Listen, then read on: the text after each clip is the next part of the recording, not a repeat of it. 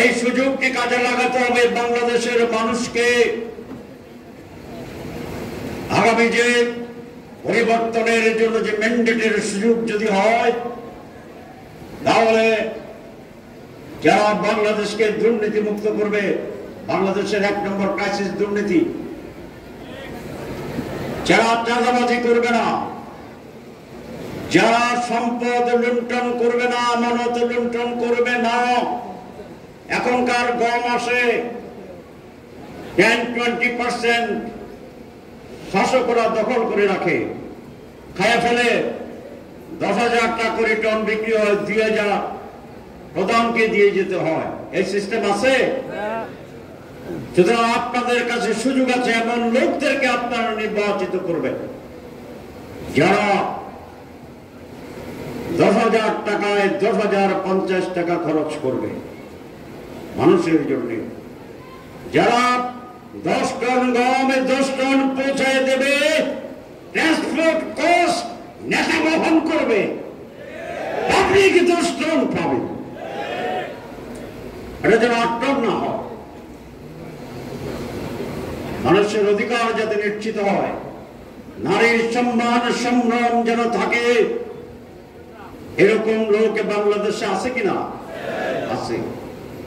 তাদেরকে দেন, আপনাদের সংগ্রাম আন্দোলন করতে হবে। এবং এরকম একটি পরিবর্তনের জন্য আজকে 2টা জিনিস প্রয়োজন। একটি হচ্ছে পতিত স্বৈরাচার ছাড়া বাকি ছোট বড় সকল দলের, বিএনপি জামাত সহ এখন ঐক্যবদ্ধ ভূমিকার প্রয়োজন। কতগুলি মৌলিক পরিবর্তন সংস্কারের দাবি আমরা করছি। এর ভিতরে ইলেকশন কমিশন সংস্কার, নির্বাচনে প্রধানমন্ত্রী প্রেসিডেন্টের যে ক্ষমতার ভারসাম্য, কোন প্রধানমন্ত্রী একাধারে 10 বছরের বেশি প্রধানমন্ত্রী থাকতে পারবেন না। একটি এমন নির্বাচন পদ্ধতি, যে পদ্ধতিতে জনগণ ভোট দেবে, ভোটের রেশিও সংখ্যানুপাত ভাবে সেই দল পার্লামেন্টে আসন পাবে।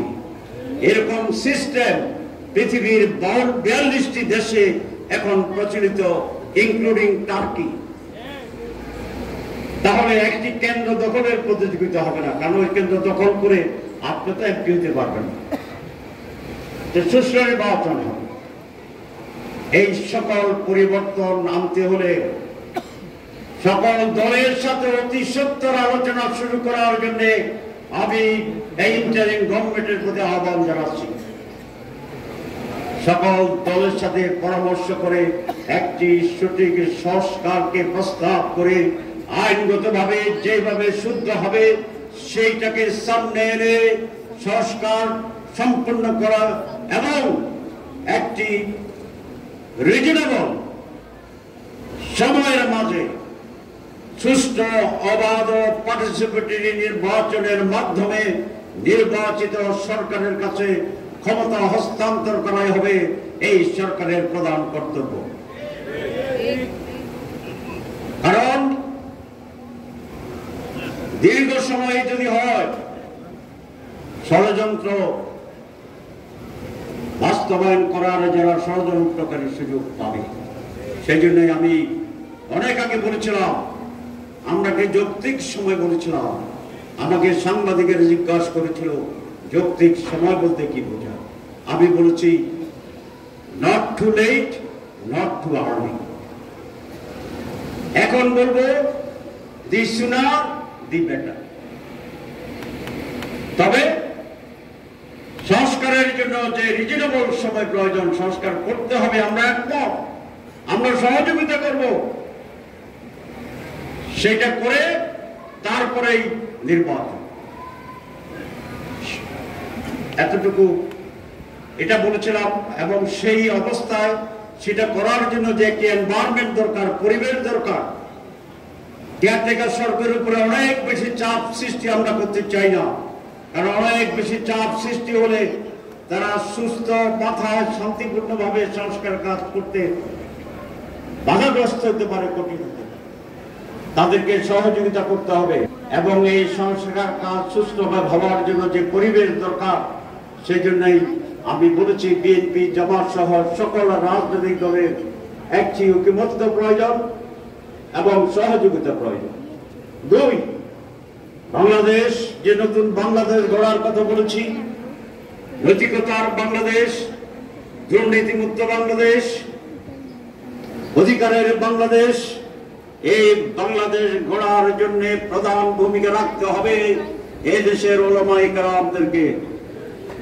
এখনো যদি সার্ভে করা হয় তাহলে দেখা যাবে অপেক্ষাকৃত কম দুর্নীতি করে আলেমেরা।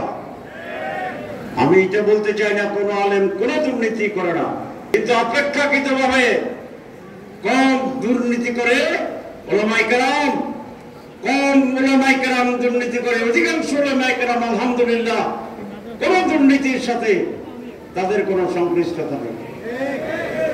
এদেশ উলামায়ে কেরাম হালাল রুজি করে এবং একটি সাধারণ জীবন যাপন করে,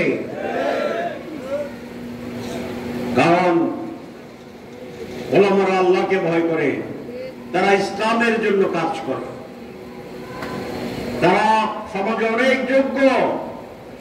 কিন্তু একটি বিষয় আমি উলামায়ে কেরামদের কাছে জোর আবেদন করতে চাই, ওই যে আমাদের বাসার সাহেব বলেছে কেউ এটা করো, ওটাও আমি বলতে চাই না, করুন, কিন্তু আজকে সমাজ পরিবর্তনের জন্য আপনাদের সবাইকে এক ব্যানারের নিচে দাঁড়াতে হবে। কবি আলিয়া বার কি আছে সবাই একসাথে দাঁড়ায়, অসুবিধা আছে? চট্টগ্রাম যেন একটি মডেল হয়, আমরা যেন বলতে পারি চট্টগ্রামের উলামায়ে কেরামকে দেখো। নাটোর গিয়ে যেন বলি, ঢাকায় যেন আলেমদেরকে বলি যে চলো চট্টগ্রাম, এখানে তাবলীগ এক, নন তাবলীগ এক, এখানে কওমি এক, এখানে আলিয়া এক, এখানে জামাত এক, এখানে খেলাফত এক। আপনি খেলাফত মজলিস করবেন করুন, আপনি ইসলামী আন্দোলন করবেন করুন, আপনি জামাত ইসলামী করবেন করুন, আমরা সবাইকে সহযোগিতা করব। কিন্তু ইসলামের মৌলিক বিষয় আল্লাহ, রসুল, কোরআন, এই বিষয়ে আমরা সব এরকম এক ব্যানার, এক তাবু পিছে দাঁড়াবো। এটা হইতে পারে? আলহামদুলিল্লাহ। এবং মডেল হব। এই চট্টগ্রাম থেকে ঢেউ শুরু হবে, এই চট্টগ্রাম থেকে যাত্রা শুরু হবে। সেই যাত্রা এইদিকে কক্সবাজার পর্যন্ত যাবে, বান্দরবান, আর ওইদিকে বেনাপোল পর্যন্ত আমরা পৌঁছে যাব ইনশাআল্লাহ। চট্টগ্রাম উলামায়ে কেরাম আপনারা মেহরবানি করে নিজেরা পরামর্শ করেন, আলোচনা করেন কি সহযোগিতা আমাদের লাগবে।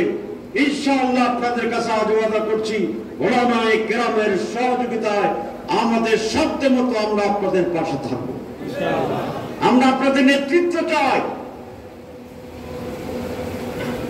আমরা আপনাদের নেতা হতে চাই না, আমরা আপনাদের কর্মী হতে চাই। আপনারা হকের পথে, সত্যের পথে আমাদের নেতৃত্ব দিন ঐক্যবদ্ধভাবে। আমি ইনশাআল্লাহ অন্যান্য দলের ব্যানারে যারা কাজ করছেন তাদের প্রতি আমার পূর্ণ শ্রদ্ধা আছে, সমর্থন আছে। আমি চাই আপনারা সহ এক বেলা আমরা খাইতে পারি কিনা আমি দাওয়াত দেব অন্য দলের নেতৃবৃন্দকেও ইনশাআল্লাহ। আমি আশা করি পাবলিকলি বললাম আপনারা আমাদের দাওয়াত কবুল করবেন ইনশাআল্লাহ। আমরা শুধু আলেমদের ঐক্য চাই না, আমরা সকল মানুষের ঐক্য চাই। আমরা শুধু মুসলমানদের জন্য এই দেশকে চাই না, আমরা সকল ধর্মের মানুষের জন্য চাই। আমি হিন্দু নেতৃবৃন্দের সাথে মিটিং করছি, আমি বলেছি আপনাদের উপর কোনো জুলুম হবে না, ইসলাম বন্য ধর্মের উপর জুলুম এলাও করেন না। এটা আমার রাসূলের সুন্নাহ, এটা আমার আল্লাহর নির্দেশ। একজন মুসলমানের যেমনি একটি মুসলিম ভূখণ্ডে নিরাপদ থাকবে, একইভাবে অন্য ধর্মের অনুসারীরাও একইভাবে নিরাপদ থাকবে। সুতরাং চট্টগ্রামে হিন্দুরা নিরাপদে থাকবেন, দূরান্তে থাকবেন। এই দুই সম্প্রদায় আমাদের এখানে আছে, আর মুসলমানরা তো ইনশাআল্লাহ আশা করি সেটা আমরা করব। যে আমি শেষ করে দিতে চাই এই কথা বলে, আজকে আমরা যে কথাগুলো বলেছি এগুলোই আল্লাহ রসুলের মেসেজ। আমার ভাষায় বলেছি, আল্লাহ এটাই বলেছে, রসুলের মাধ্যমে এটাই আমরা জানতে পেরেছি। আমাদের রসুলকে আসলে একটা কথা বলবো, খুব জ্ঞান অর্জনের কথা, আবেগের কথা। আমি তো আমাকে কবিলাতে বলেছি, হযরত আদম আলাইহিস সালাম থেকে কিয়ামত পর্যন্ত যত মানুষ আসছে এবং আসবে, ওটা কত হবে? কোটি কোটি কোটি কোটি, এরকমই তো। এর ভিতরে যার স্থান পজিশন এক, কতটা কল্পনা করুন, কোটি কোটি মানুষ, তার ভিতরে একজন মানুষ আছে যিনি এক নাম্বার। তিনি কে? তিনি কে? আমাদের প্রিয় নবী আহমদ মুস্তফা, মোহাম্মদ মুস্তফা, সরদারে দু জাহান আহমদ মুস্তফা, মোহাম্মদ মুস্তফা সাল্লাল্লাহু আলাইহি ওয়াসাল্লাম। কেমন লাগে? কোটি কোটি মানুষের ভিতরে এক নাম্বার। আমরা তার এই তার কথা, তাকে দেখা, তাকে অনুসরণ করা, এটা একটা সৌভাগ্যের বিষয় নয়। আসুন আমরা এই মহান সৃষ্টির সব কথাকে অনুসরণ করি।